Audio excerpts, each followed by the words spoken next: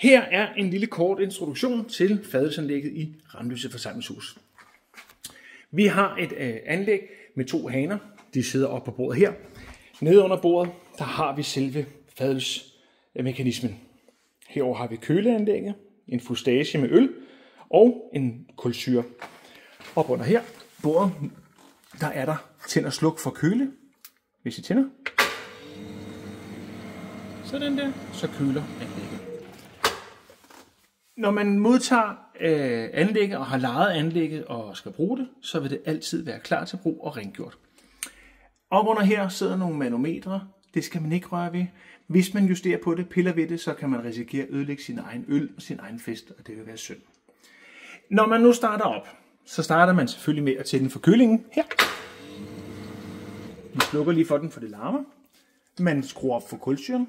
Der skal man huske, at hver gang man er færdig med at bruge anlægget, skal man slukke for kulsyren, og man skal koble hanen af. Det vender vi tilbage om lidt. Nu starter vi med at åbne for det. Nu er kulsyren åben, så skal vi koble vores fadel til. Heroppe i posen, der ligger vores 2 haner, der er markeret herpå. Højre hane, den skal op i koblingen der. De koblinger, vi bruger her i forsamlingshuset, er S-koblinger, som er standard på de fleste fadelsanlæg. Den her skal spændes rigtig godt til. Det er svært med en hånd, men det kan lade sig gøre. Når den er koblet til, så tager man og løfter op i håndtaget, vrider ned og gør sådan der.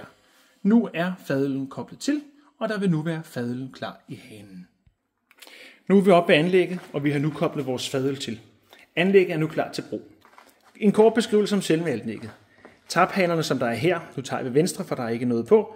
Alligevel sætter et lille glas ned, og hvis der nu skulle være et par dryp, det var der lidt. Når man trækker ud af hanen, så kommer der øl ud, og man skal huske at trække hanen helt tilbage.